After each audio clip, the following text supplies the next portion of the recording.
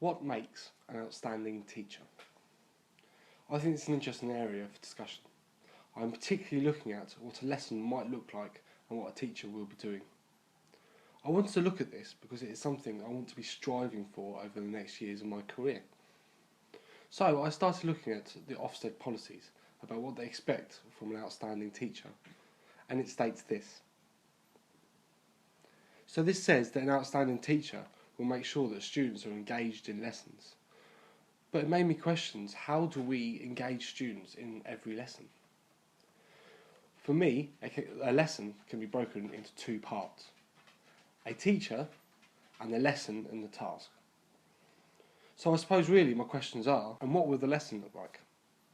I found an article written by Bill Powers where he asked 75 to 100 students, what are the characteristics of your favourite teachers from kindergarten through to now? And this is what he found. These pupils have said they'd rather do than listen, and I strongly agree. Through my whole educational experience, I've always struggled to pay attention for a whole lesson when all that is happening is someone talking at me. Even today, at 24 years old, I can't just sit and listen for a long period. So how can we expect our kids to do so? Although this is interesting in terms of learning what pupils want from their teacher, does this make a lesson engaging? I think yes. Once pupils respect the teacher, they'll be more receptive to learning. The way the teacher acts directly affects how the kids will behave, and as long as they are in the right environment for learning, they will be willing to learn. So the teacher is important to the state of mind of the kids when they enter the classroom, and whether they are ready to learn. If the environment is ready for the pupils to learn, then the pupils will be ready to learn. But that is only part of teaching kids. The other part is about the actual lesson. So what makes an engaging lesson? When students have come in, sat down, the first thing the teacher needs to do is to explain the task, or teach a new area. But the last thing anybody wants to do is listen to one person talk for what might feel like hours. So how long should a teacher talk for? Brian Feast states in his 10 rules of student engagement talk. Facilitated teaching is based on the idea that you should only be talking 20% of the time in the classroom, which means that your students should be involved in conversation 80%. So 20% of an hour lesson is only 12 minutes. That is no time at all. But if a teacher talks too much, pupils will switch off and get bored. I know I struggle when someone's talking at me for too long. So this makes me question, how do we teach with such little time to talk? Matthew Peterson, in his TED Talk, Teaching Without Words, introduces an idea about students being able to learn without being told what to do. He has created mathematical games that teaches basic maths up to A-level maths. But the thing is about these games is that it uses no words. Peterson states, But let's look at who we're trying to teach. Focusing on California, 25% of students are English language learners. Another 15% have language-based learning difficulties, such as dyslexia. An additional 20% fail language comprehension tests. And a large portion of the remaining students characterize themselves as visual learners. Left over, there's only a tiny little segment of students for whom current teaching methods are a good fit. so this means even when we're speaking to our students, they're struggling to understand us.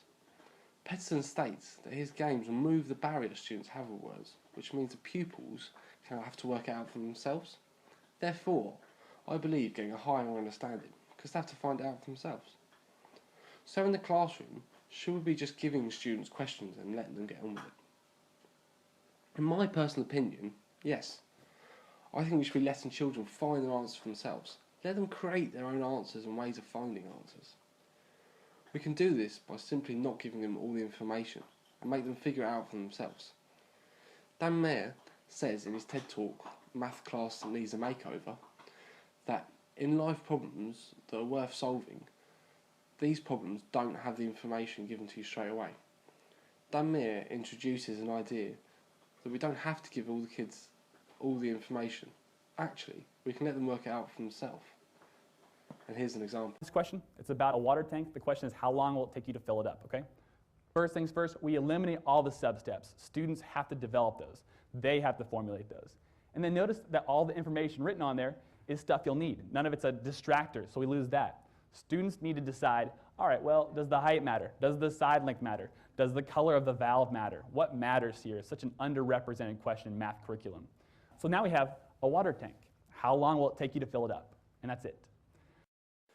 By not giving kids all the information, we are making them think about what is important. We make them make decisions, and therefore the question becomes their own.